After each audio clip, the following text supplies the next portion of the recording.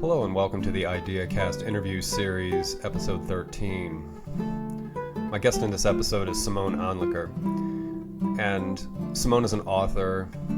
She's also the creator of a project called globaldyadmeditation.org. And in this project, she combines the practice of dyad, mindfulness, and engagement with other techniques such as havening and nonviolent communication. And so Simone and I in this conversation walk through this system and series of systems to discover what I find to be a fascinating means of support and transformation for people. And it is a means of support that is facilitated by engagement with others. So I invite you to join Simone and myself as we discuss and discover the dyad meditation system as well as other disciplines. And thank you so much for joining us in this conversation. And I'd like to welcome Simone Anliker to the IdeaCast interview series. Simone, it's great to have you with me on this call. Thank you so much for having me. It's an honor to be here. Yes, I'm honored to have you. And I'm looking forward to an interesting conversation. I want to learn about you, and I want to learn about what you've been up to lately. You've been up to some very interesting things. And I think folks watching this video, and I say welcome to those of you who are here watching, that will be a good benefit to them to learn about what you've done. So if you could, go ahead and give me some information and some backstory on the life of Simone and the story of Simone and how it led you to bring in the Global Dyad Meditation program. Can I call it a program, or is it? Yeah, it is. It is actually, I would say it is a program. It is a project. It is, it's just something, I say, inspired by above to help people to, especially, I got this 2017, I got this idea to bring what I know, what I practiced before online. At that time, of course, not knowing that we will have a pandemic and how important it was, especially during this time, for people to be able to connect on a deep, meaningful way and even doing a daily practice and doing this daily practice with other people. So it was a gift to me, and it is a gift to the world, I would say. So for sure, yeah. The beauty of the internet. You can be global and still be in your living room. Absolutely. So you're asking me how I got there. Well, I grew up in a family where my father himself was a clairvoyant when he was a boy. He lost it because the time he experienced, he grew up in the 1920s, and then, of course, there was the war. And so growing older, he lost it. But he was, his whole life, he was quite spiritual. So I didn't know about that. I just grew up and I didn't know about that. And when I was actually almost in my, I think it was my 28 or 29, I was about that old, when I heard him and my sister talk about something very mysterious. They talked about reincarnation. And I picked up that word. And it's interesting now, looking back many years back, I know that certain words can kind of cause an awakening, or certain incidents, or certain people saying, or just meeting with some. For me, it was just, that was the wake-up call. I had, what reincarnation? What's that? What are you talking about? And it was so, they kind of did, it was so big, almost like a vagina around, and I just got really curious. So I went into the library of my father, and I took out the book of, I think his name was Moody, Life After Death. And that's when I started. I just started to read. I got into many different ways of just what's there, which I wasn't connected before that. So my path unfolded. Then after a while, I met what I call my Indian teacher. and got into the Vedic system and all that. I went to India. I met my Indian family, and all it came together quite interestingly. And then after, I would say, my own midlife crisis around 35 already, I would maybe now say it was the quarter life crisis. I wouldn't say it was midlife. Yeah, you started early for midlife. Yeah. Might as well get it over with if you can, and then enjoy your 40s and 50s. Exactly. And then I got introduced to something, again, it was maybe that mediation, because I studied the law. So I was kind of, I made my LLM, like Master of Law, and I finished, and I was working in corporate, I was working on taxes and law in a law firm, but it really didn't feel like the right place for me. So I was still looking for what's my way. And through life circumstances, I got to know the nonviolent communication.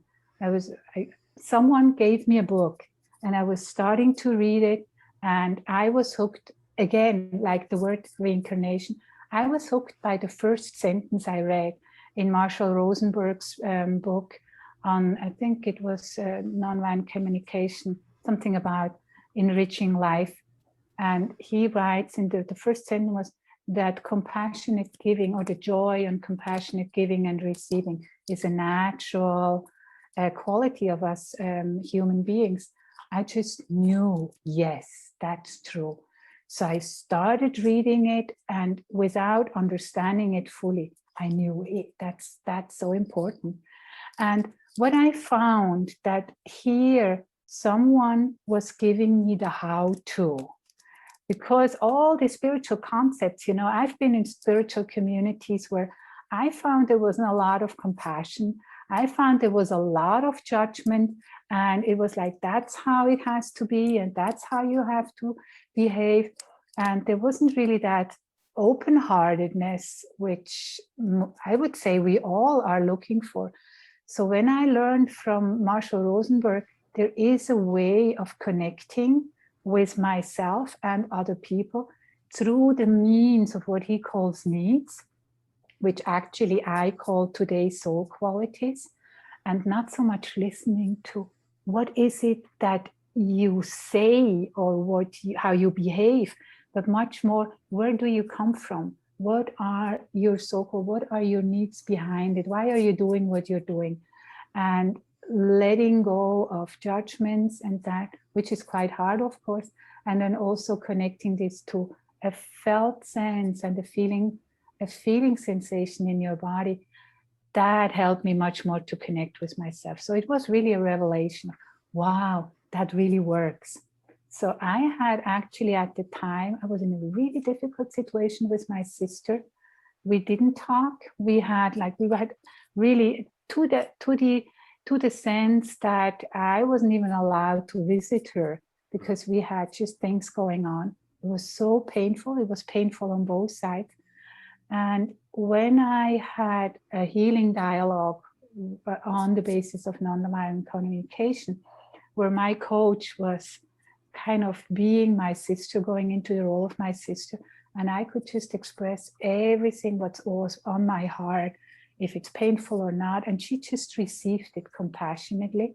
Mm-hmm. That was so wonderful. So I noticed after 2 hours of working with her, not immediately, but in the time afterwards, I noticed my pain was gone, and my relationship to my sister started to normalize.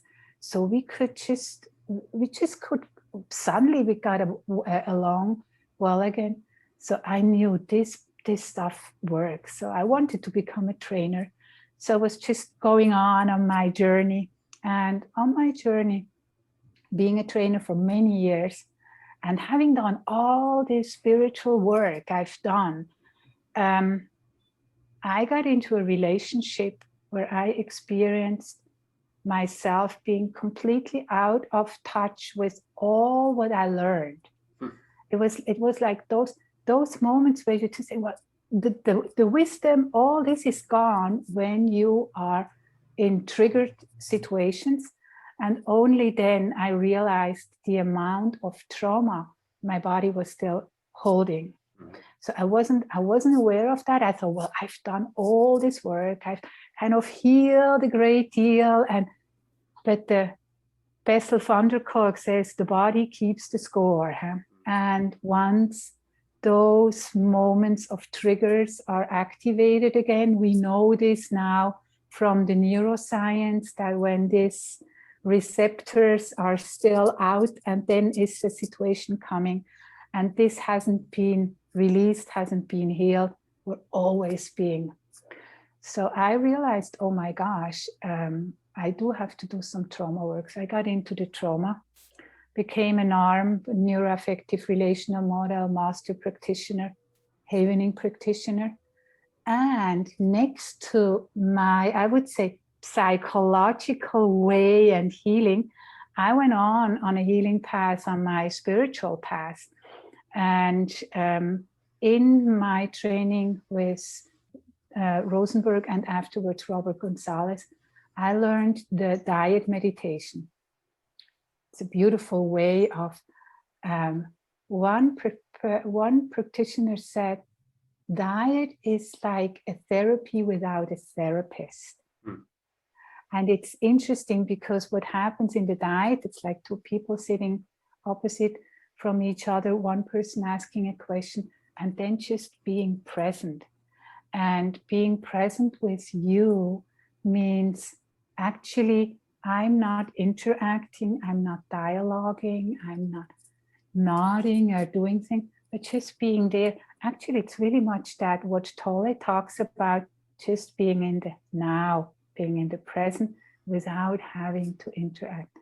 And the other person receives an invitation or a guidance or a question or an inquiry. Right now, it could be just like diving into presence or diving into being. And I'm receiving that full-bodied, and then I see what happens in my body. I might go into thinking, I might go into emotions, I might go into felt sense, I might go into sensations, or I might go more into what I call the feeling state, what's more like resonating in your heart. And whatever arises, I speak it out into that safe space, and it is received. So what this meditation helps is to stay present with myself in the presence of someone else. And there, of course, there's a lot of neurological things happening when I'm in the presence with someone. So I found this extremely healing and one of my big crises. And it's actually the Dyad meditation project came into life thanks to my teachings with Dr. Joe Dispenza. I was in a crisis at the time and very much connected also to the teachings of Wayne Dyer. And Wayne Dyer was already, he already transitioned to the other side, but I still felt very much guided from him. And somehow guided through Dr. Wayne Dyer, I ended up with a course of Dr. Joe Dispenza. And I listened to the course. And at that time, I was afraid of speaking in public. I was afraid of showing up on the internet, doing Facebook and all that stuff, what's now just so common for me. So I did the training with Dr. Joe Dispenza, something about matter. I don't even know the title anymore, but it was an 8-week course at the time. I started to do the work, I started to do the meditation. And I would say a month later, I had the download of offering the Dyad meditation online through through people who were interested. And the power to do this and the courage and the confidence to do this was through the work with Dr. Joe.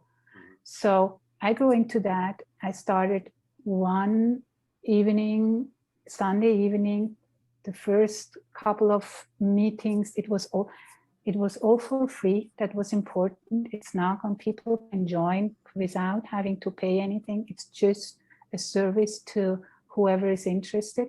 And we started with around 30 people from 12 nations. Shortly after, okay, we also need just a German track. And now, 4 years later, I have about 18 hosts doing this on a daily basis. We have 23 offerings during the week. So, when I've seen how Coheal unfolded, I mean, there's much more people, but it's just really this similar to the same, just that's an offering to people. That's an offering where healing can happen. People can come together, and then the people come. I knew I cannot do this by myself, but I had a plan of how this is going to look like. So I knew I had to write a book. It took me some time to get there. So the book was finished last summer. I only published right now. I'm still just publishing all by myself. It's in English. So it was published in English in June. And then the German version was published in September. And now it is it's being translated in Japanese, Polish, and the Spanish translation is just happening. Wow. So, it is just, and the Dutch translation is also there. So it's just all coming together. And I'm happy that it takes slowly time. People are coming, joining, and have their own, it's basically about becoming our own gurus, becoming our own teacher, to just connect within, because we all have this guidance. And yes, it's wonderful to have a teacher or someone who is guiding us, but eventually we have to do the work ourselves. Absolutely. And this combination now, what I'm doing now is what I call the spiritual NVC, nonviolent communication. I found my own way of taking in the whole trauma work, combining it with the deeper meaning of nonviolent communication, and adding the diets, and also the what I call the soul dance, the chakra dance, coming all together, and offering something to people to heal and to also feel. Yes, we have to go through the pain. To heal is to feel, but it doesn't always have to be so painful. Mm-hmm. So there are other ways. So it's just that combination. It's unfolding, and I don't know where I go from here. So, yeah, and really, speaking from volition and your own will, it's not up to you, right? It's one of my philosophers that I follow calls it the daimon that Jung referenced, and it's or in Tao you talk about just going into the flow of things, right, and trusting in a process that's a little more sophisticated than we are. So yeah, I think you're absolutely this trusting, and I think Caroline Myss once said, I really enjoyed that. She says, following your intuitive guidance needs courage, because the intuitive guidance is not just, it's just honey pie and sugarcane or whatever you call that thing. It's not. It means that you have to be able to follow through and to dare and to also make the changes, have the stamina to also make the needed changes. Yeah. So it's not always nice. I mean, we know that also from the work we're doing. So it's just, sometimes courage and trust, all this is needed. Right. Yeah. It shouldn't feel comfortable and, like you said, like Disney pixie dust and glitter. It for me in my process, if I'm not on some kind of apprehension or some kind of concern about what I'm entering into, then I think maybe I'm doing it too easy, and I need to. So it's just like, I know intuitively, as you say, if it feels awkward or it feels like it's unknown and I can't predict and model, then I know I'm doing the right thing, because it's, there's obviously your intuition that says, well, don't step out in front of the bus, but there's also the intuition that says, do that because it's unknown territory and it may benefit you, and go forward with it. What does dyad mean itself when we talk Dyad means, it's actually a Greek word. It means two. So they're just two people. So actually we could say we have a dyad here, just talking to each other. But when we go into the history, it was Charles Burner who had this insight. He was at the time he was a psychologist. His wife was a psychologist, and he was very much also into the Indian teachings. And he had I'm not quite sure, but I think he had one of his gurus was Ramana Maharshi, and he was trying to help people to just understand who they are. And he found everything what we were doing takes so long, such a long time to really, we also notice how long it takes to change patterns and habits.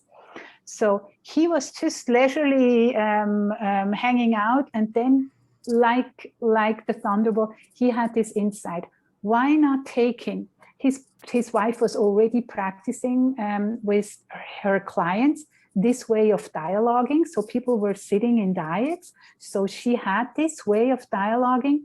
And then he said, well, if I take this dyad, if I combine it with the question Ramana Maharshi was asking, who are you? Then he, like an instruction, tell me who you are, like with that intention. And then have a special format he took from the sessions then. And then he kind of created the format. That means people are sitting opposite from each other, one person just asking the question, or at the time giving the instruction, tell me who you are, and then listen to what the other person was saying, but not reacting, not interacting, just being present, being there, like really almost like with no reaction. That doesn't mean we're robots, but just really being present. And the other person going inside and listening inside and just seeing what comes up. And in the enlightenment, and then he created the enlightenment technique from there. So then you had the enlightenment intensive. He did that, he experimented with it. And he found out when people stick to that structure, one person asking a question, the other person for a certain period of time, so it's 5 minutes, goes inside, listens, and then speaks out. And after 5 minutes, there is a gong, and then we switch. And then the person who was listening then is asking or giving the instruction or asking the question. And you switch, you do this for 40 minutes. So you have 8 times switching around. So that they realized that 5 minutes of listening, being present, is actually enough. I could talk much longer, but listening, being present for 5 minutes is actually enough. Then we switch, and then I become the listener. And so what he found out in his first experiments, when he started to do his first enlightenment intensive, that at the time, 40% of the people had an enlightenment experience, which means that there in the enlightenment intensive, it goes, the question is about the truth. What's true? So who am I? Who am I really? Tell me who you are. And I go inside. And I'm intending to have a direct experience. For example, if there would be the insight inside of you, the thought comes in, you are light, or I am light. You're not just taking this as a mental concept. You have the intention of fully feeling yourself as the light, experiencing yourself as the light. And when you're doing this, you get to that point where you have this, yes, that's true. And then in a moment, you have this moment of enlightenment. In that sense, we all have this moment of enlightenment, of course. These are these insights when we just get it. We get something. It might be fading away again, but we get it in that moment. So he did that for many years. And then the person I learned it from, Robert Gonzalez, he combined it with the teachings from the nonviolent communication. So he combined it with needs. So the question was more like, instead of tell me who you are or what you are, it was like, how does freedom live in you? And you take those needs, could be authenticity, could be whatever. He took that, and then we were pondering on, and that was a way of integrating and again coming more into the body with those concepts. So how does freedom live in me? Or how does joy live in me? So we're using this need-based. So that's how I learned from Robert. And it developed also when I had my download of that's the moment to bring it on the internet. I was very much inspired by Joe's work, and I started to have 4 inquiries. So it was just 4, but all those, so because we have 4 rounds of 5 minutes, so it's like 40 minutes. So each round I would change the invitation. So for the moment we have, for example, is diving into presence or diving into being, and then resting in being, or just resting, and or celebrating life. But they all are together in one set.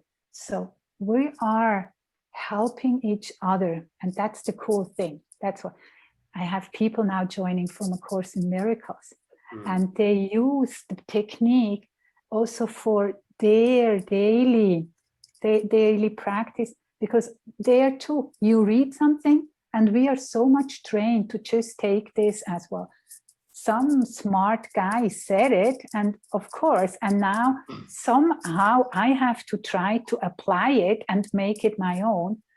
What the diet, and that's what I call it, it's the guidance from within. What the diet helps me, I can take maybe a sentence or something, I can ponder on that, and I make it my own truth.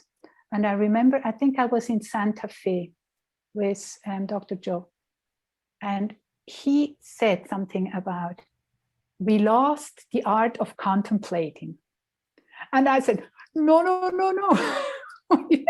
We didn't lose it. There is actually ways of, I'm so inspired by this. I mean, this was a sentence. No. We haven't lost it. We are actually just integrating it again, because we're going into contemplation in those 5 minutes of yes, and then we switch, and then I'm present, and then I'm. So it's actually a skill building process of being present, of accessing your thoughts, your feeling states, your emotion, and then even being able to express this. Because very often what happens, I'm feeling something, but I'm not able to put words to it.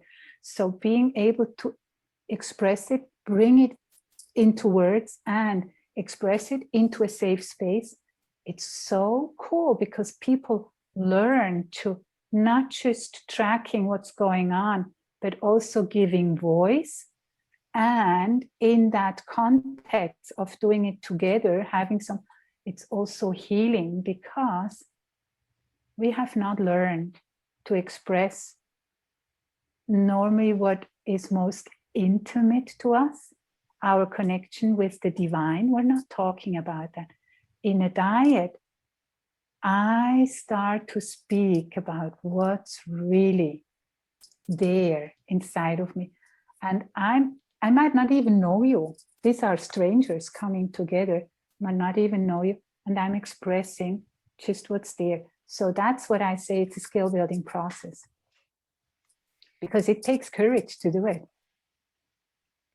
I would imagine to be able to be outside of yourself enough to engage someone, but also digging around in the realm of self-awareness and inquiry within. That's a nice balancing act. And as you say, skill building, I'm imagining getting two people together for a dyad. Is there some preparatory or training? Is there a process that you get people before they just go to one-on-one? How do you build up to getting somebody into this officially? Yes, I'm still, what I did when I started, I just created little videos just to give people an insight. And what I learned over the years, I think most people are joining because it's my what you call it, word to mouth, mouth of word, word of mouth. Word of mouth, yes. Word of mouth. So people got to know about it either in a retreat or someone who does it, and then they learn and then they hear. People, I would say it's for everyone, but not everyone is the same attracted to it. But for those people who stick to it, they have such profound inner changes, and also just the level of confidence, the level of just knowing themselves, and then daring to do the changes in their lives. So those people then kind of become the messenger. They say, hey, I just found this cool thing. Maybe you want to try. So since about a year, what we do, we have even those people who know diets from other contexts, I invite them to come to, it's actually just 1.5 hour introduction, where we give the basics of what's there for them to know. And then you can talk about that stuff. You can learn about that stuff. You have to do it to know what it is. So what we want people who are new to create a safe space for them to be in that safe space, to have direct experience. And I can tell you over and over, I get almost every introduction, I get the same feedback. People are extremely astonished how deep, how quickly they could go with a complete stranger.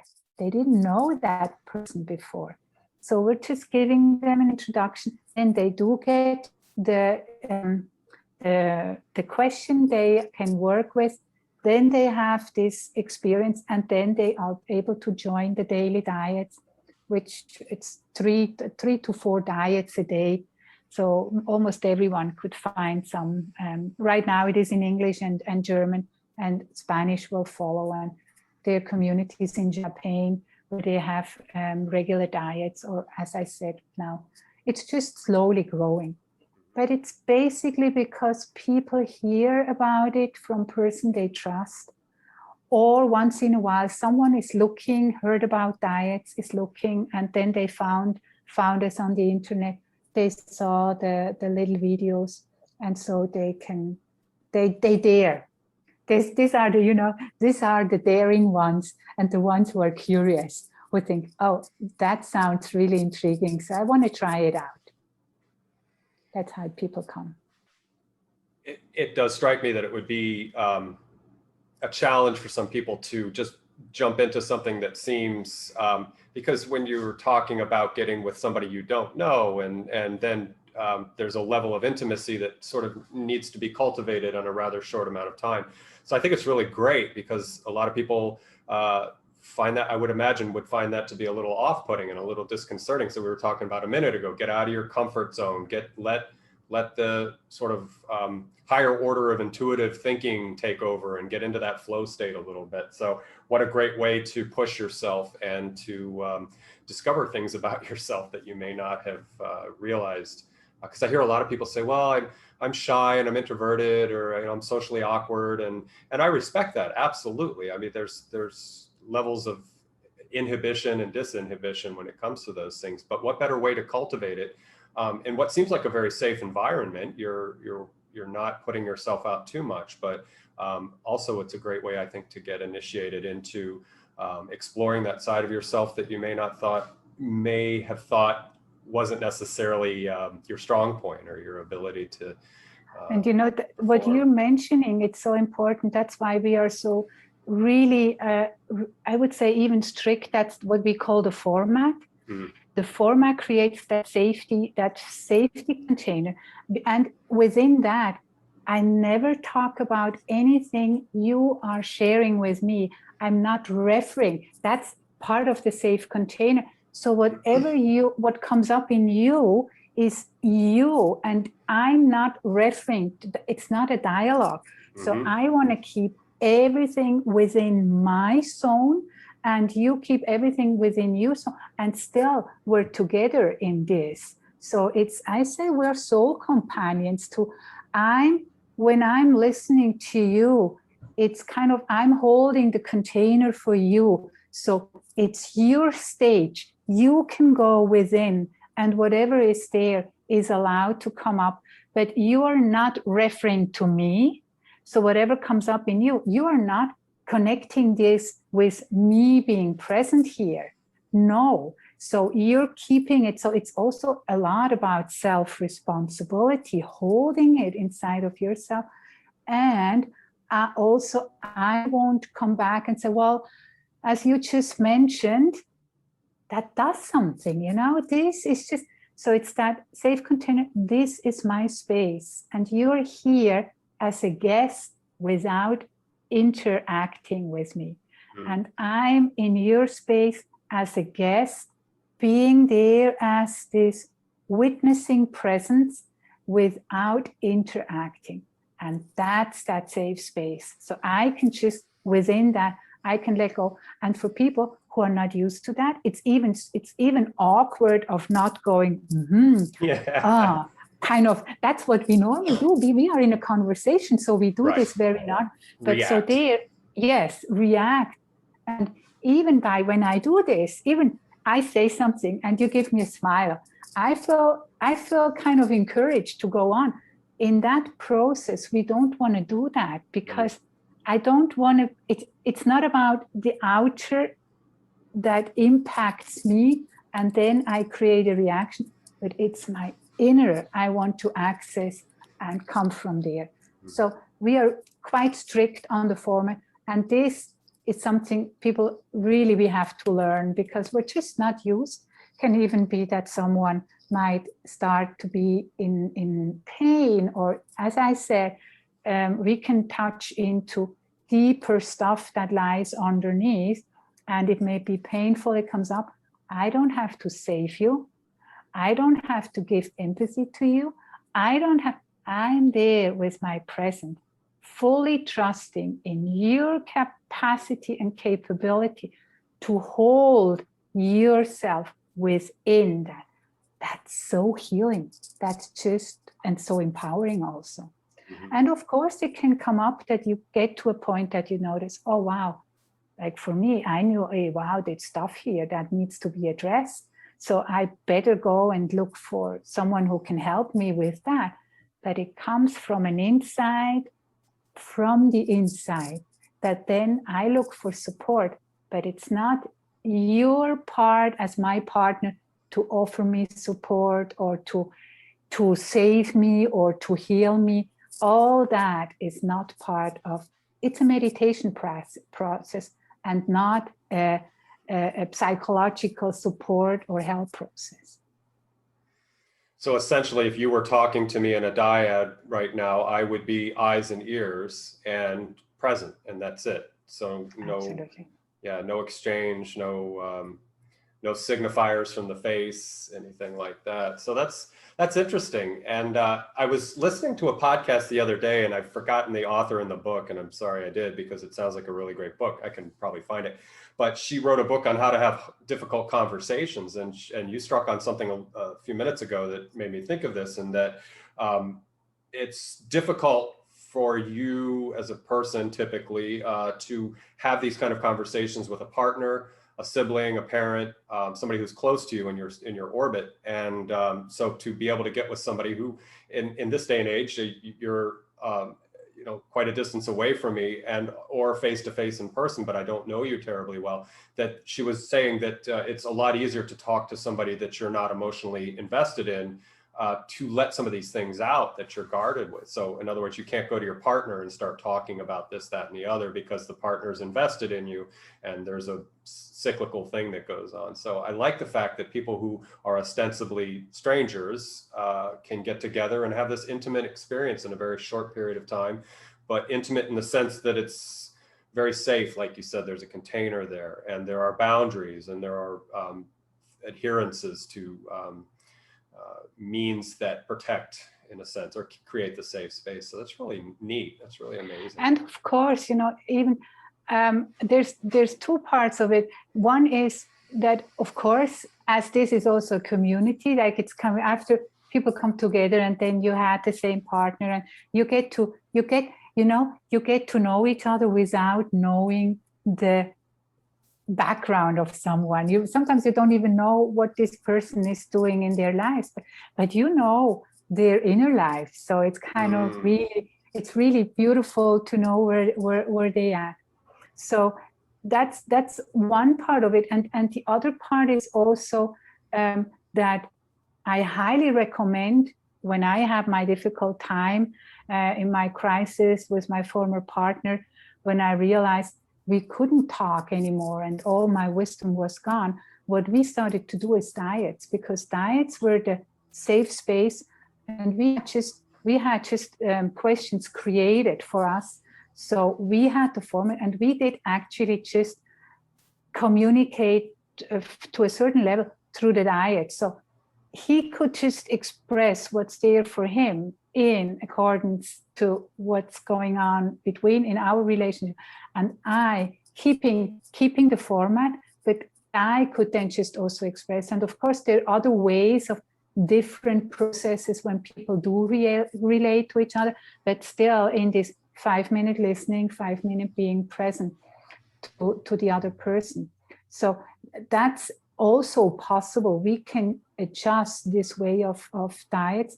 And at the time when I had this inspiration, 2016, 17, it was interesting that the Max Planck Institute in Germany, under the guidance of Professor Tanya Singer, was actually doing some research on diets.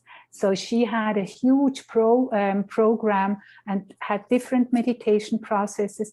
And she did some research on diets, and what they found out, that diet, she created similar diets, a little bit different in the format, but also similar ways, that what they found out that when people do daily diet or just on a regular basis, the level of loneliness is reduced. And what I also find extremely interesting is that the level of stress is reduced, what she called social stress. And social stress is the stress we have, and what is Justin thinking about me talking, and so, or what is the other person thinking about me, and I'm feeling insecure and I'm kind of trying to adapt. And of course, the adaptation comes all from my structure, how I learned to be in this world with my level of trauma I experienced. So I start to be alert all the time. So depending on, and what they found out, I don't know if they got that deep. I don't think they got that deep into the work, but they found out that they are just regular diet really reduce that social stress level. That's what I see. That's what I hear back when people tell me, you know, I'm doing diets now also for a certain period of time. And now I'm starting to just communicate much more from my heart with my employees, or I just dare to say things I wouldn't have dared to say before that. So that awareness and that connection to yourself is growing. So I'm really believing that it's training us on different levels, and doing just a lot of also the brain research, going into that also with the trauma work. And again, I mean, that's also very impacted by what I learned by Dr. Joe. It's just, if I would have the money and the equipment, I would love to do the brain scans when people do the diets, because I'm absolutely positive that doing the brain scans while we're in a diet, we're going at least to alpha, we're going down, I would say, we're going down to delta and maybe even to theta, because when theta is there, then we have these inner visions coming up. And the more you do the diets, the more you're able to step into that. And because of the mirror neurons, so you're mirroring something. So it's, if I'm in a state of really agitation, starting the diet, and you're just being in your space and just holding the space, there is something going, we're just slowing down. Mm-hmm. I had Bruce Crayer, who was the CEO of the Heart Math Institute. I invited last year for having the heart math technology explained and then combining it with the diets.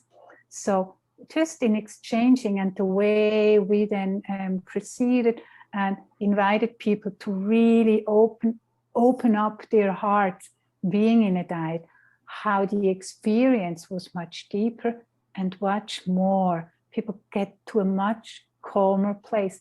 And after all, we all have trauma stored in our body. It's just being human, a human being at this time here on this planet. We all have trauma. And then healing trauma, in the trauma that is caused by human beings, needs to be healed in the presence of a human being. But it doesn't need to be the person who you had impacted you in not such a life-serving way years ago, but it can be healed in the presence of someone else.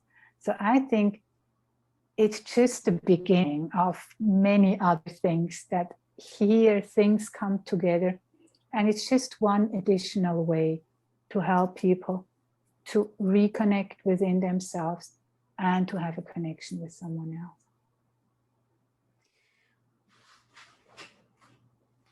When you were talking a moment ago, I had this beautiful vision about 4 separate intervals for each person of 5 minutes. And as you said, bringing yourself down into at least an alpha state.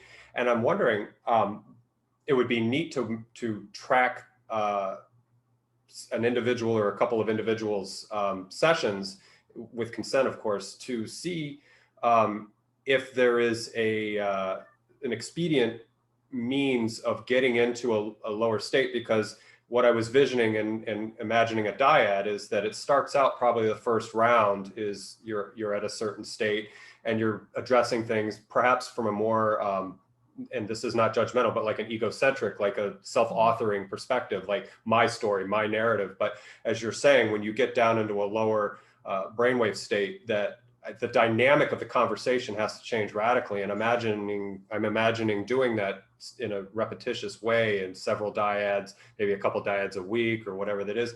And just sort of training yourself without even really knowing it, and training perhaps to get into a really interesting place mentally and psychologically that will allow for deeper and more meaningful reconnection and completed circuits. You know, with trauma, usually they're broken circuits and things that are not whole or complete inside of a person. And so it's fascinating to think about how I guess I'm looking at the mechanics of all of this in a abstract mechanical sense, how people can benefit from this, because it's just, you really struck a chord with me when you were talking about bringing it down and giving people 4 different opportunities in a session to start to recognize that there is that outer you, that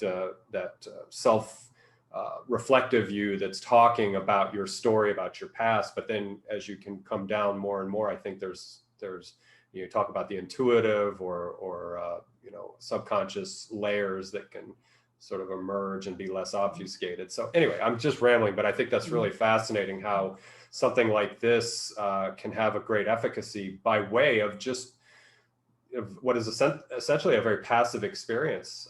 So if I were your partner and I'm just very casually just sitting here and being present for you, I'm coming down and I'm getting into a state, and then it's my turn to talk. But I'm not going to be as charged as I was, so the emotion may not be as present, but I can get into sort of the real ore of, or the real essence of what's going on with that historical trauma pattern, or whatever the person's working to heal or have that cathartic experience. So that's really fascinating. That's really neat.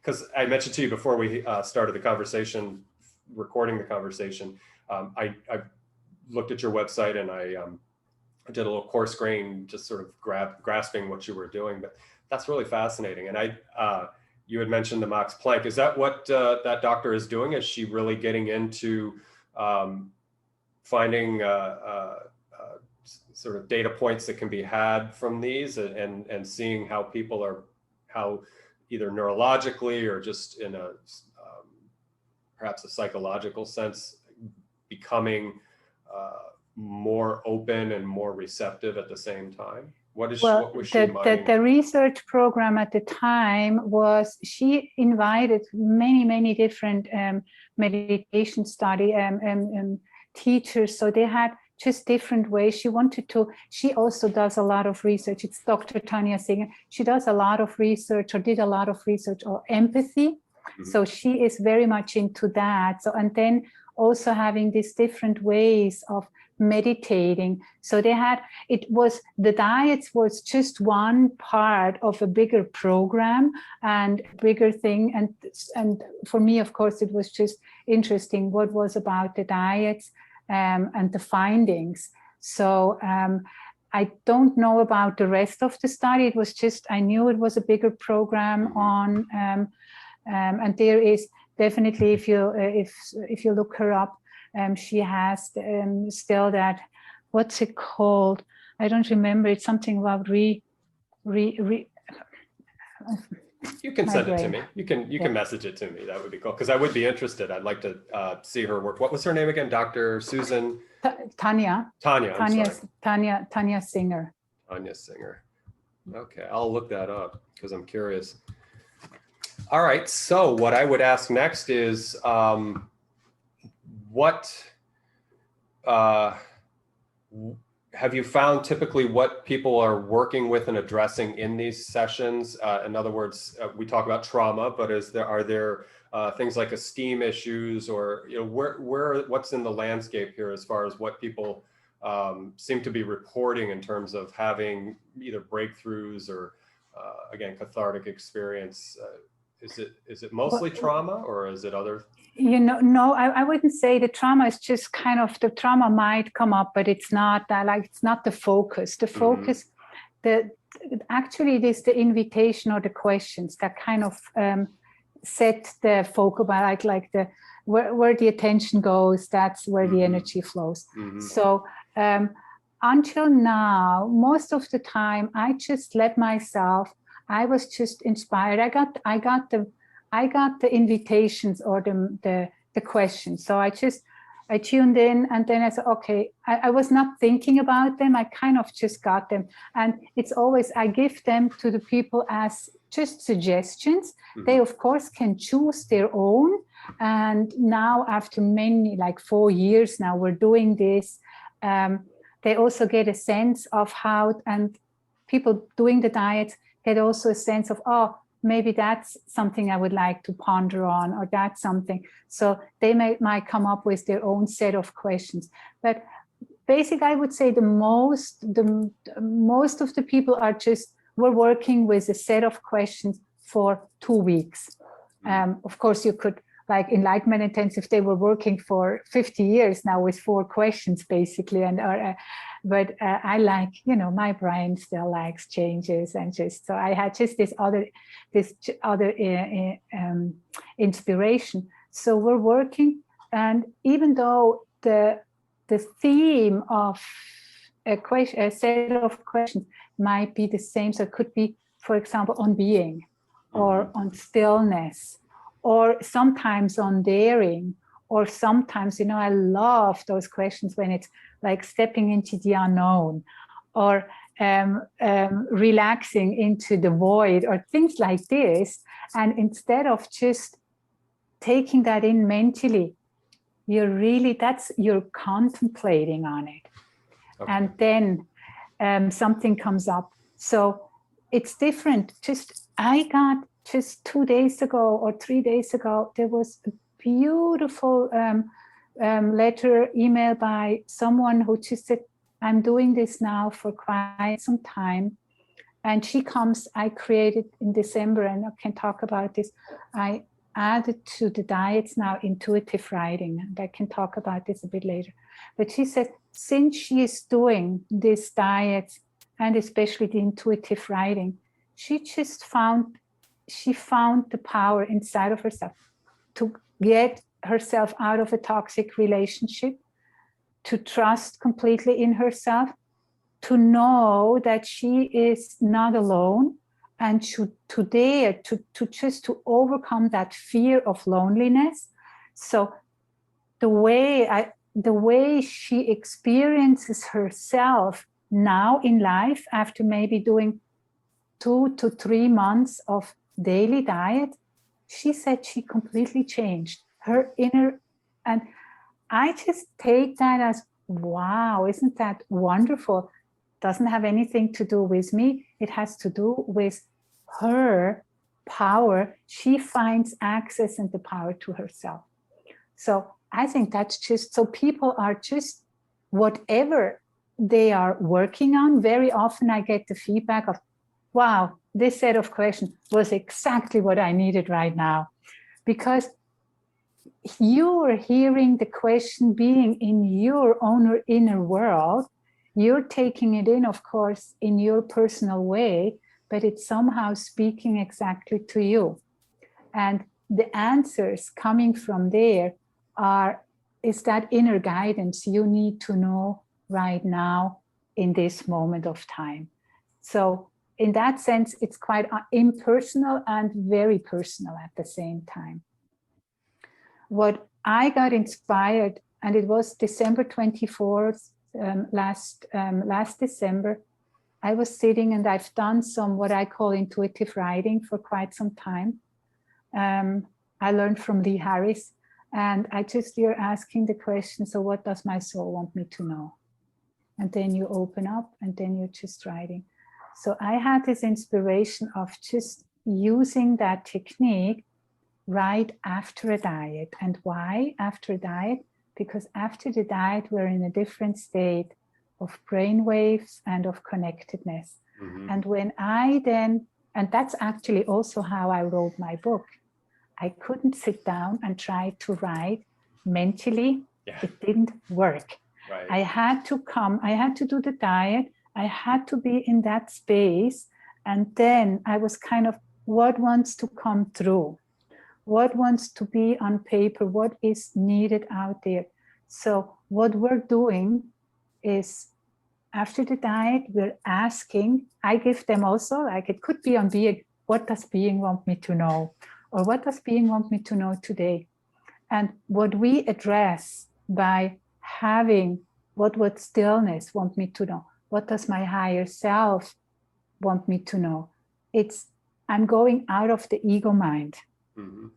And yes, I'm going into dialogue. Yes, I'm somehow still in a separation, but we're anyhow. So it's better to have something higher, like this higher force we know, we can surrender, we trust. Going into dialogue with that, and you just write that down, and then you open up. I say to them, it's just that instruction. Write the sentence down, write with your hand, open up, and then listen. And then just write what comes through. Oh my goodness. That was the first wow. Mm. But then in one of my retreats, I had this idea. How about now we're starting to share what we just received? And when people do this for the first time, they receive those very personal, impersonal messages. They write it down, and now they go back exactly with the same partner they have been in the diet. And then they just read out loud what they received. Oh my goodness. Mm. And what's so cool in this, the message if we do this practice, we have the same question. You're just receiving what you receive. I'm receiving what I receive. You're reading out to me what you received. It is your message is speaking directly to my heart. Mm. It is a message that's directly going in here. My message very often speaks directly to you. So it's even adding. So that's even a more intimate and personal, impersonal way, because what we're noticing is by sharing what comes through, it's just really similar. Where that interconnectedness, that tuning into what I call source energy or wisdom is there for all of us. And it might be coming through you very eloquently. And it might come through me, maybe even in a kind of a mind map picture wise or so. But it's always hitting the point. It's always hitting your heart. So we started to do this and people started to wow. And I have people coming and said, I had writing blockages, but now doing this, I just find back to my writing again. Or other people saying, I did this automatic writing, but I was so bored because I just had all this mental stuff coming. It's not that. People are starting to be writing poems.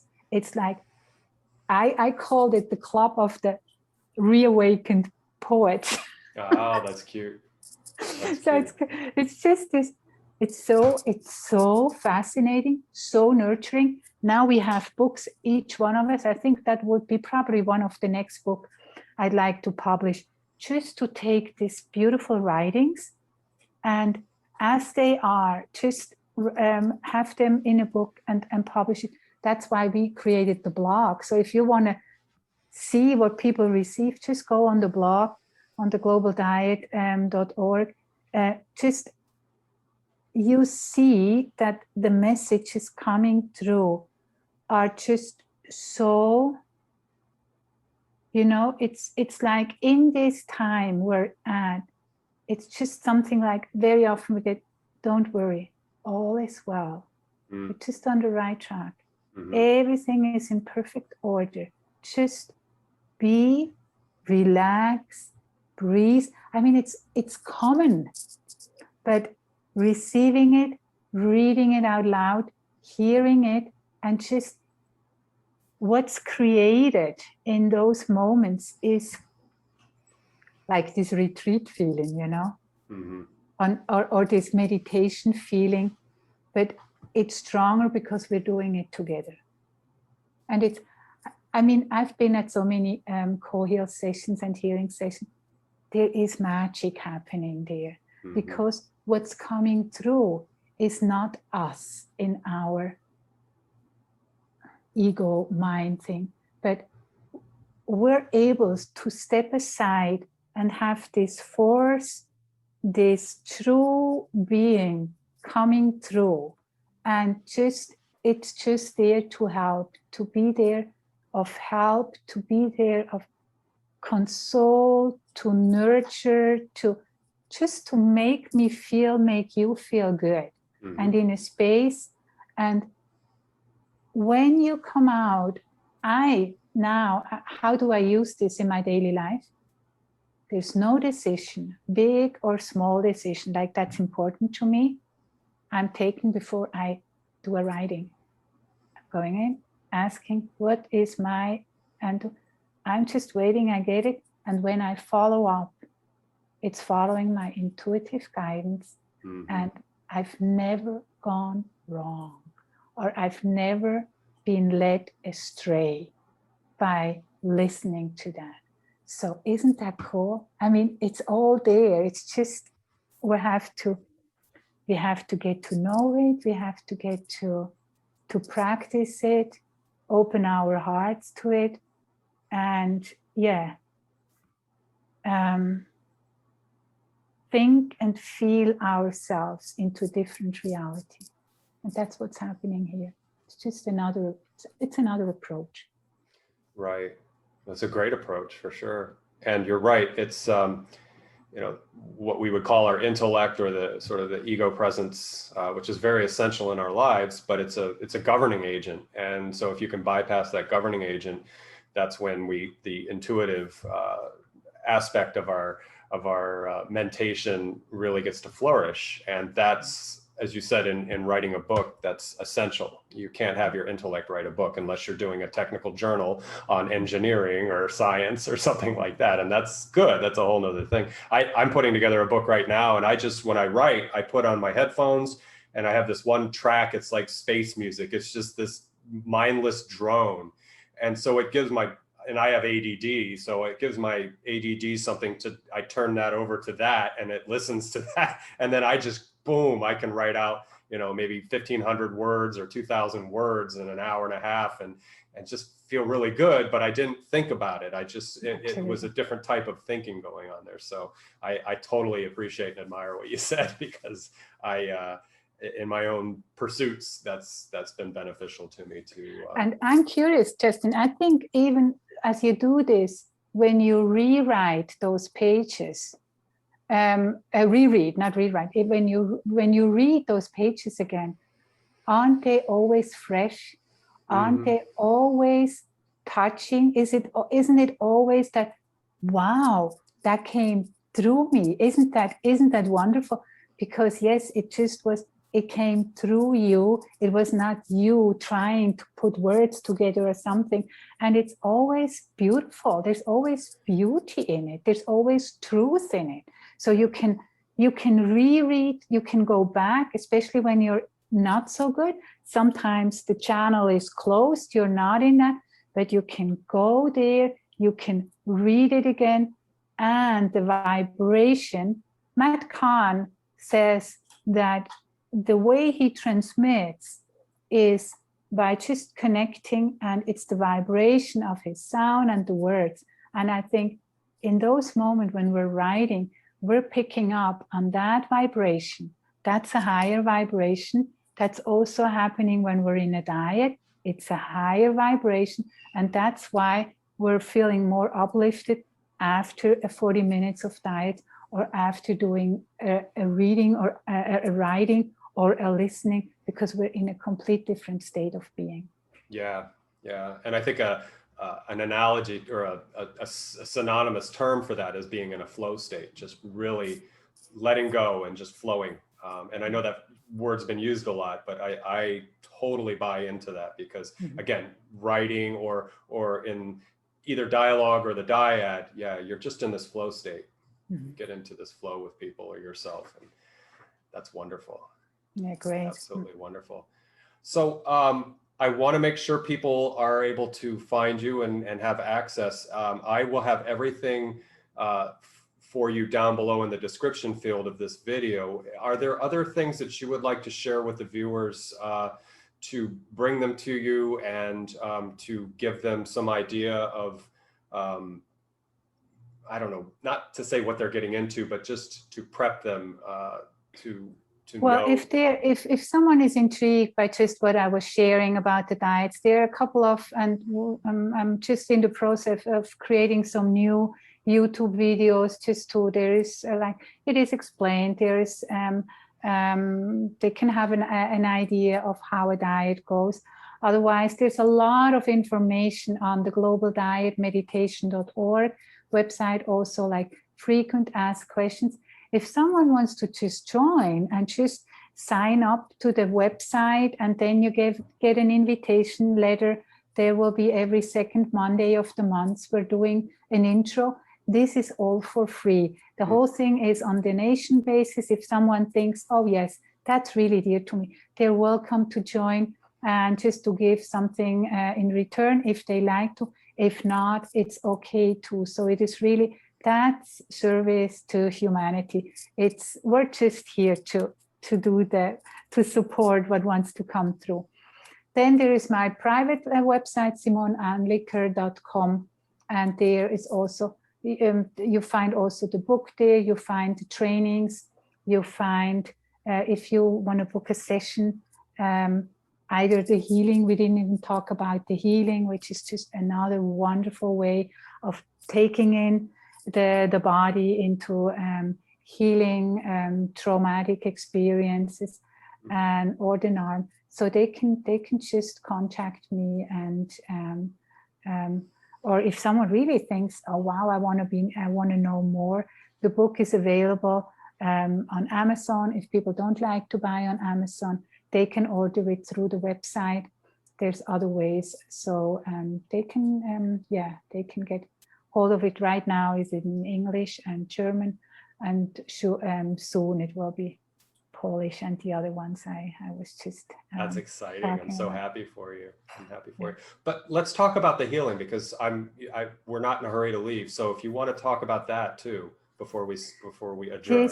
This having gone through my own and still being in my own, I think we're never fully that kind of healed and free. There's always sometimes the trigger situations that come up. What I found, and I just became a practitioner a couple of months ago. I did it before. I was kind of a bit skeptic about it, but what I'm really, really love it, because it has this neuroscience on the basis of it. So this is called the havening technique, haven from the safe haven. And a medical doctor, Ron Ruden, developed that. He was a researcher and a biochemist, and so he wanted to help his patients. So he wanted to understand, and he found a technique which I think it's so great. It's just so powerful, and it helps you extremely. It can be applied on yourself. I will show you the havening touch, and it can apply on for example, your children. When they are really upset, you can just do the havening touch on the children. Or you have someone working with you. Before I go into it, I had one now with this COVID thing. Suddenly we all had to wear masks. And of course, for many people, wearing masks is just really not that what they, it's just stimulating so much pain and so much terror. So I had one participant, and she came to my training, and I didn't organize it. So I wasn't free to just say, well, here in the classroom, we can be without masks. So it was organized. So the organizer was there, and the organizer, of course, because she had to follow, or she didn't have to, but she wanted to follow. So she said, okay, we have to wear masks. And this woman was just having traumatic experiences with asthma, and she was, I would say on a scale from 1 to 10, 10 being highly agitated and aroused, she was on a 10 plus, she told me. And she wanted to stay there. And I didn't have time to take care of her because the training started. So what we did, and I had like 3 minutes. I said, okay, just start. If you cross your arms and just start from your shoulders and just go down your arms, just do this for a moment. Or what we also do, like in our face, when we are children, we kind of like to have this, what we call this, just this love, loving touch by our parents, and maybe even over our head. But it's this, the face, or just the arm, or very often we do this very naturally. We're sitting somewhere and we're kind of going like this. So what they found out, this touch, and these are the 3 touch, here on your arms, in your face, and with your arm, creates delta waves. Delta waves create some chemicals in the brain, but what they do, they also release, with chemical reaction, serotonin. So the brain kind of gets in a different state. And so when we're going into delta waves, we're calming down. So our autonomic nervous system is being calmed down quite quickly. So I talked to her. Of course, I was very compassionate with her, and she just today I talked to her and she said, you know, you said to me, I was doing this. I was just a mess. I was just like a little baby. I don't know how I am, 60 or 70. I was just like behaving like a little baby. Didn't have control. It was just stimulant. I was just doing this. And you said, I'm a gift. Because I said, I really felt she is a gift because I didn't think about teaching this practice as the self-havening practice to this class. So it happened as a, thank you, Lord, I will just take this. So of course she was a gift to me and that this happened.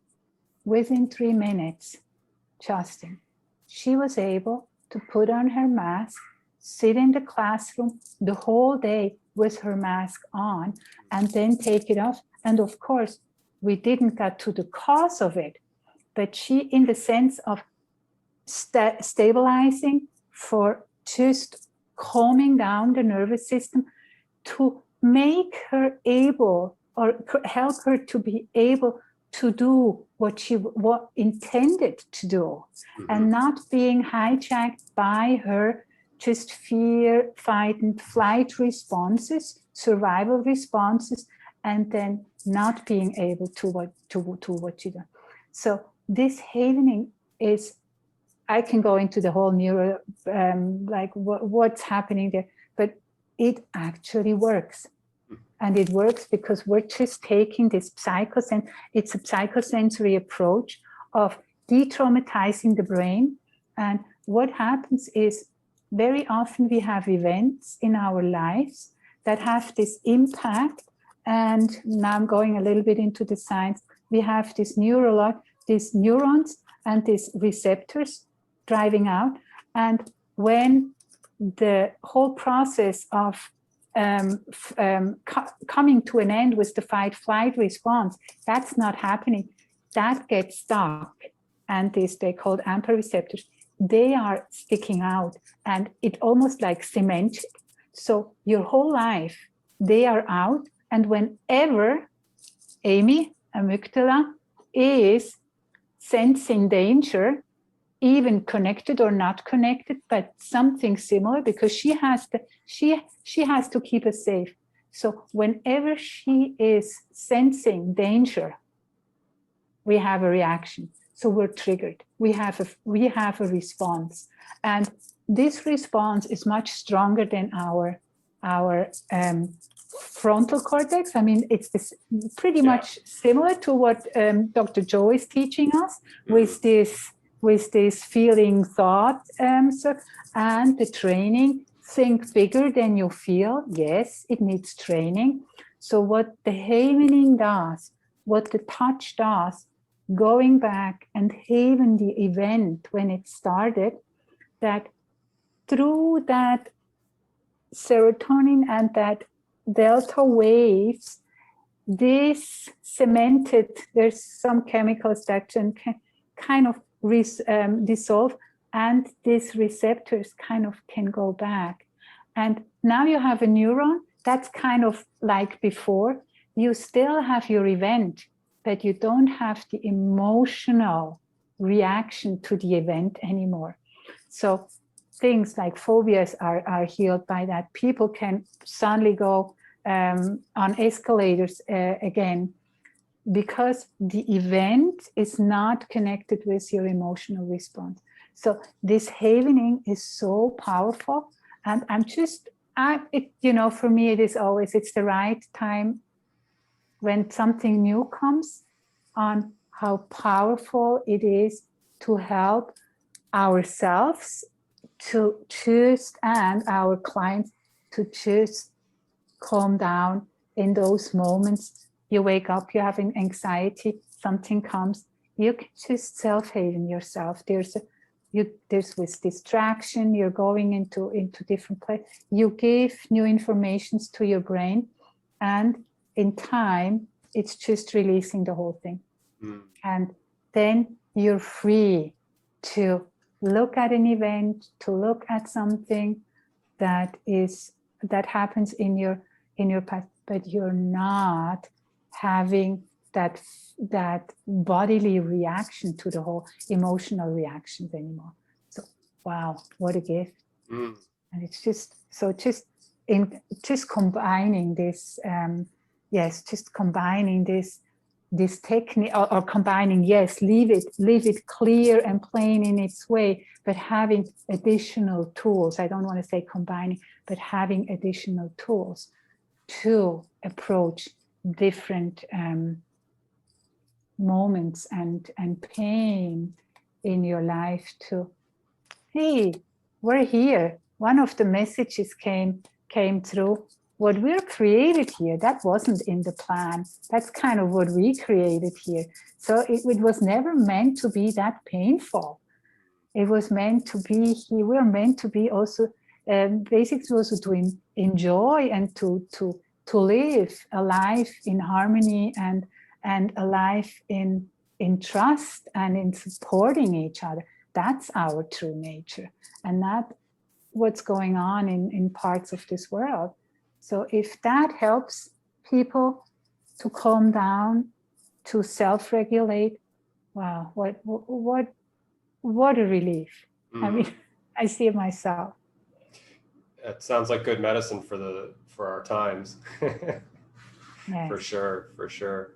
Well, as I said, I will make sure that there are links available down below for people who are intrigued, as you said, by what you've been discussing and what we've been talking about. And I encourage people to go to the globaldyadmeditation.org, and I will make sure I have your link as well. And maybe I'm also sending you the link to the Havening website, because there's just a congress coming up. They invited Gabor Mate as one of the guest speakers. And it's just so much valuable information, with a lot of doctors who just found a new additional way to help their clients in a very gentle way. That's what I like, very gentle way. Yeah, absolutely. I interviewed a young lady about 2 months ago, and she does something, it's not related to havening, but it's also a very gentle practice, and that's what I like. And it's not gimmicky, and it's not full of crazy things that you have to learn. It's sophrology, and it's basically a very simple sort of Qigong meets meditation, very simple gestures, simple movements. They can be done in a chair.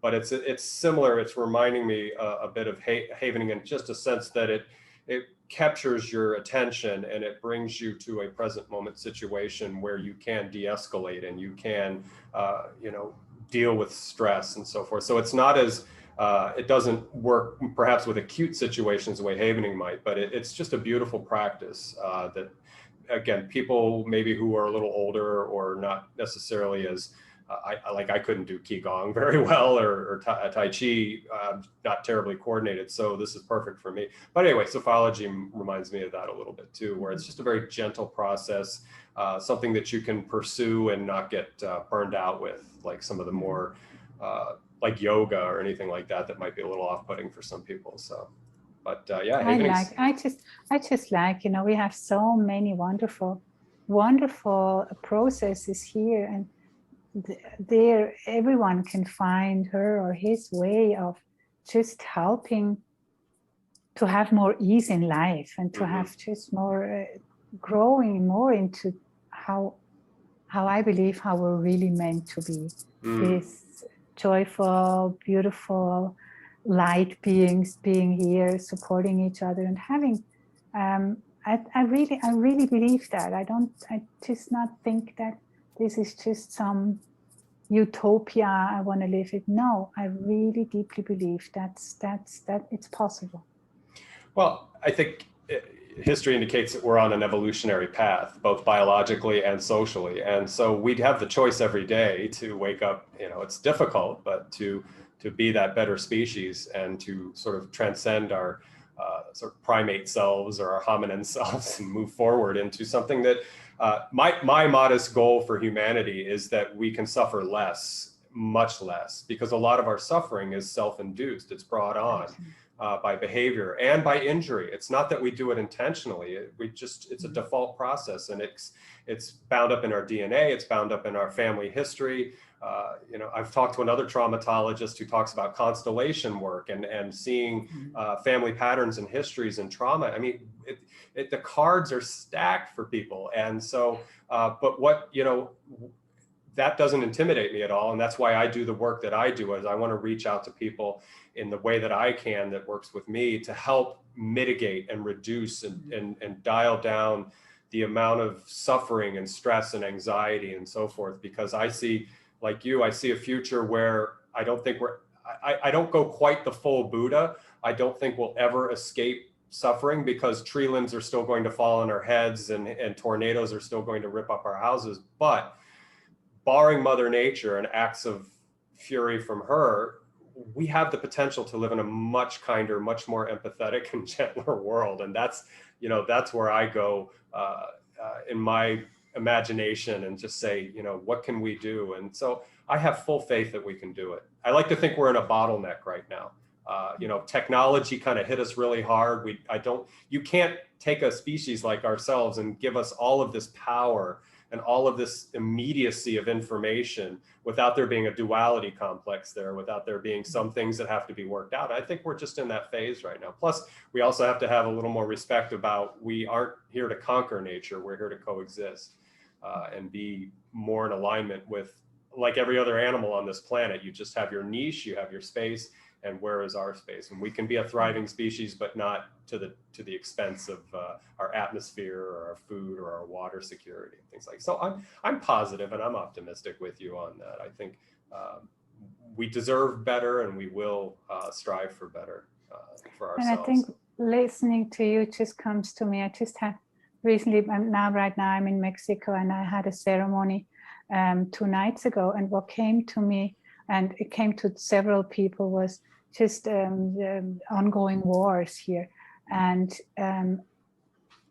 I was so clear that whatever aggression is there, and it's war aggression or any kind of other aggression, comes from that, actually comes from pain, comes from unhealed, unresolved trauma, and comes from some kind of a survival mode. And just if I'm able to, instead of not adding to it by judgments, or but just with compassion, that doesn't mean being compassionate with what I'm seeing, doesn't mean I agree to how it's lived.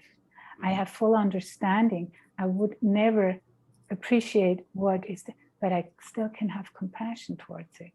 Yeah, absolutely. Still can have understanding. So one of the saying in NVC is, I can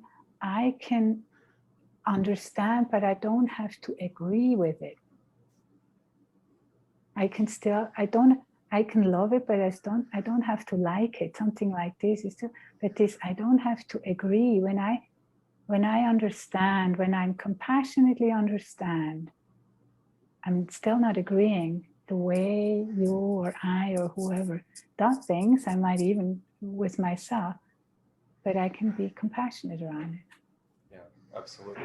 And that's scalable too. You could talk about an individual that way. So if you have a friend or a family member who's abusing their body with drugs or self-harm or whatever, all the way up to nations waging war on other, or in, groups, tribes waging war on each other.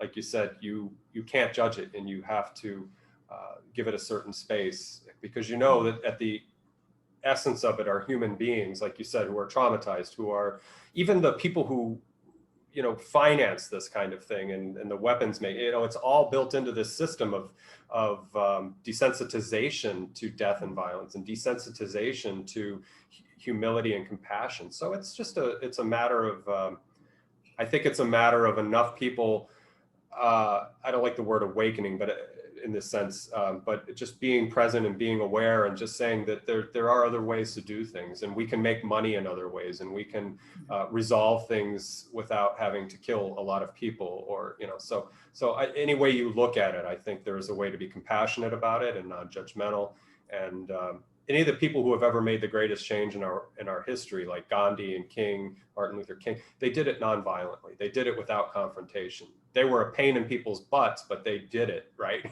So Gandhi upset the British and Martin Luther King upset the white supremacists, but they made a difference and they didn't have to kill anybody. They didn't have to get violent, you know? So I always look to those kind of people as an inspiration for how you can shift and make changes, but you don't have to be jump into the fray and become part of that. Yeah, that's not solution oriented thinking. So I'm very optimistic. I think, and you have to be. I think, you know, I mean, it's you're almost a renegade or somebody who's bucking the trend, right?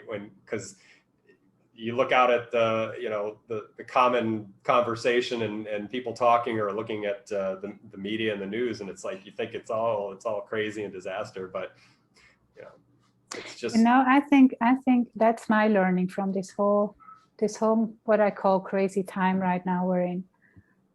We don't have the truth, and no one has the truth.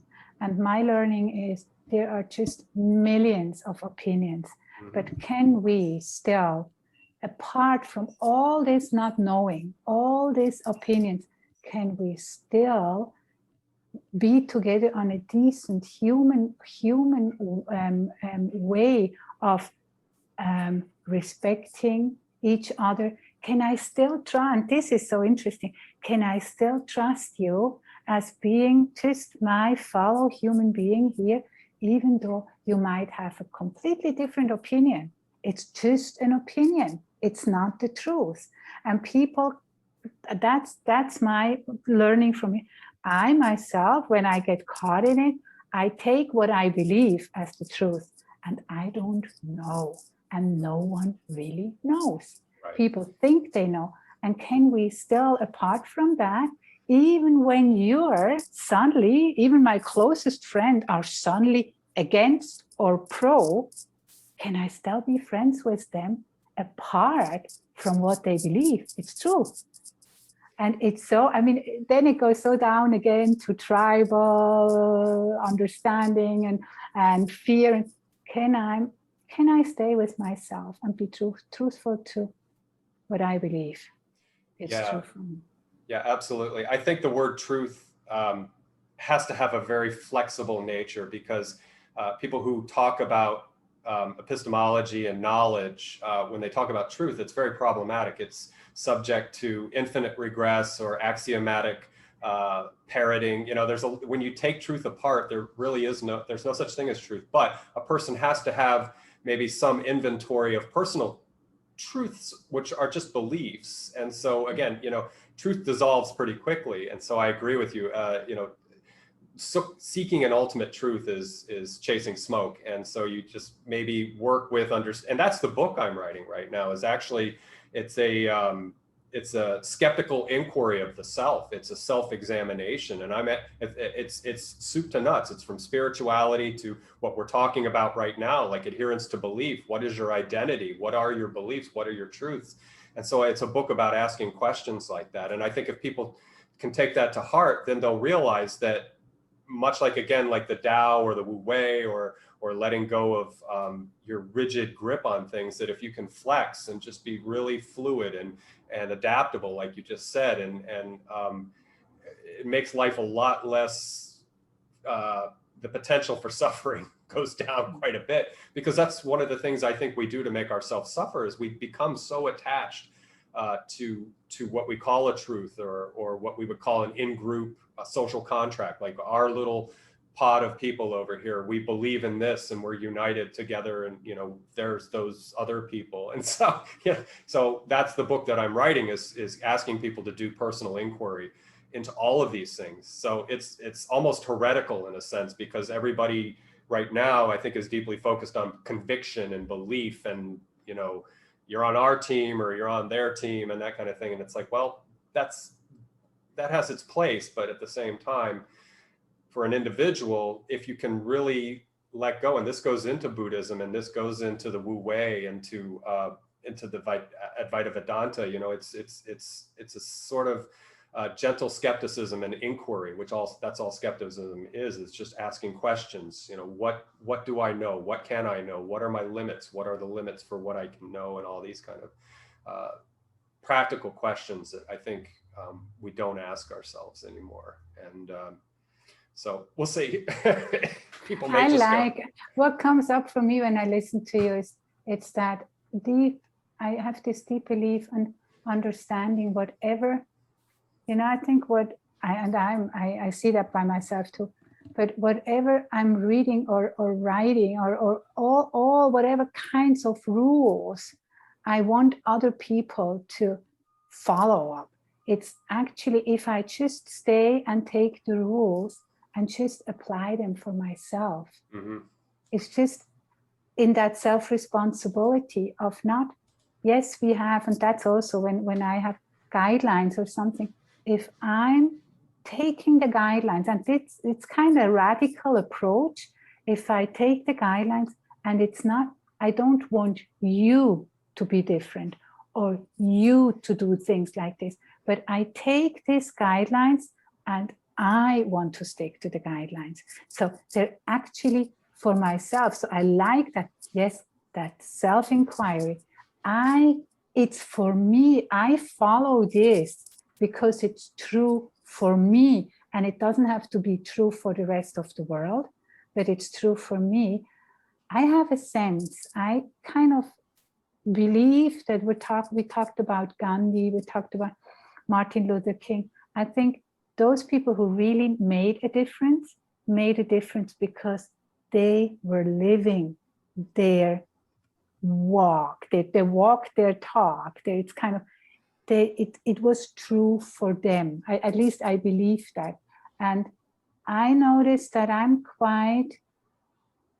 actually quite more relaxed, coming back to where we started.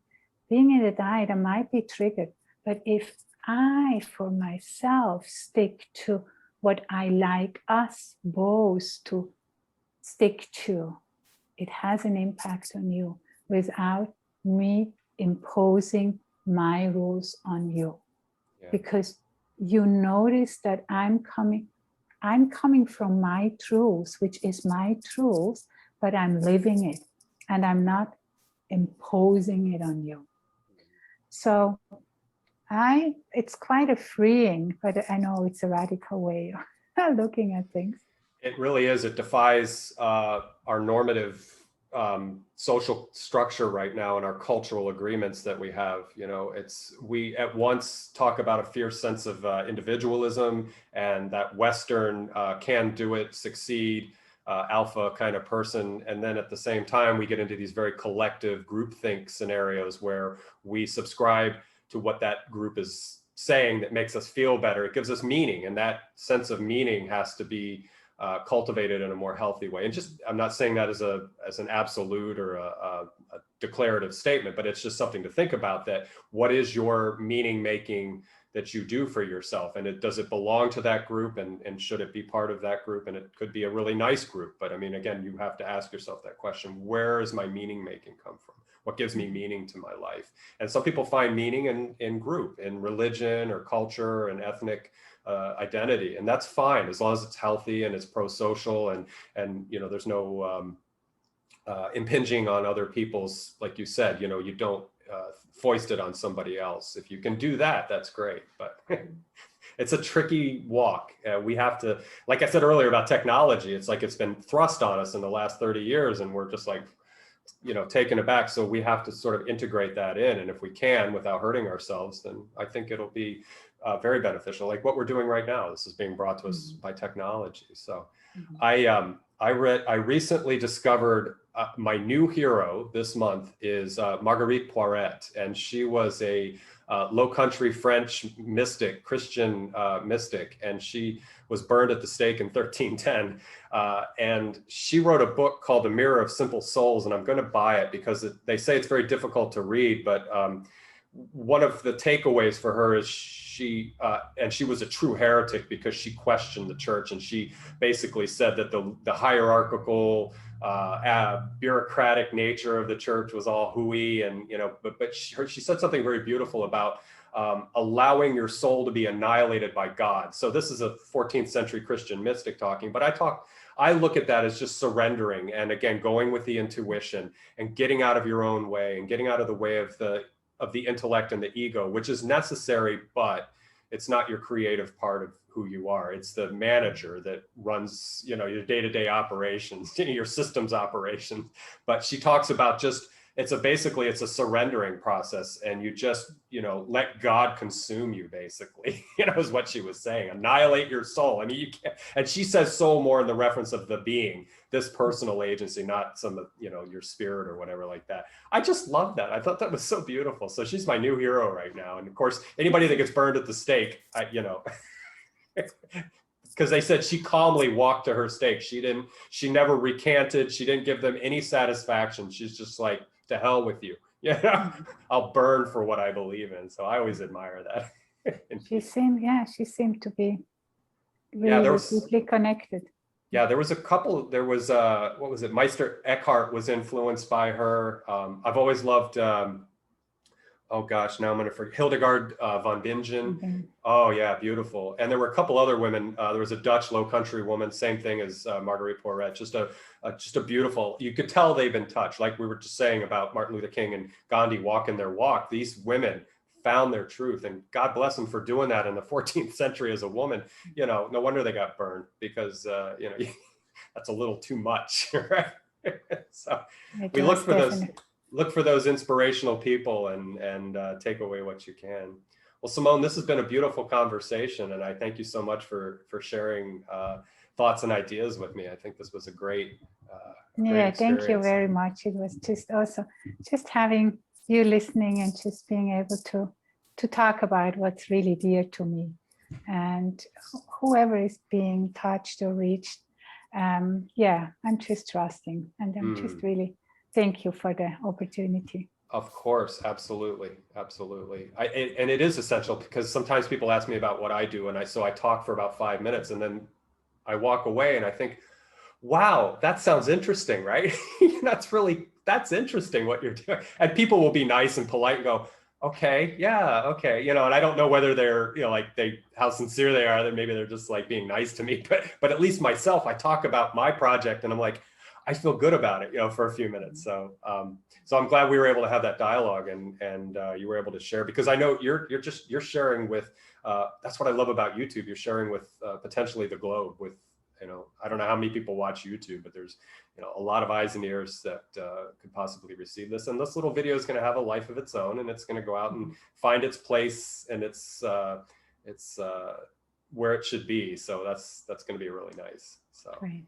Well, we'll stay in touch, and and I'll bring you back sometime when you've got any kind of news or announcement you want to make. You can come back on and we'll talk. So that's cool. But in the meantime, I'll say goodbye to you after I stop record. But thank you to everyone who followed this conversation with us, and I hope you were inspired and that you'll go out and check out Simone's work. And I thank you all so much for being on the IdeaCast with us. And again, Simone, I'll say goodbye to you. So take care, everyone. We'll Take care.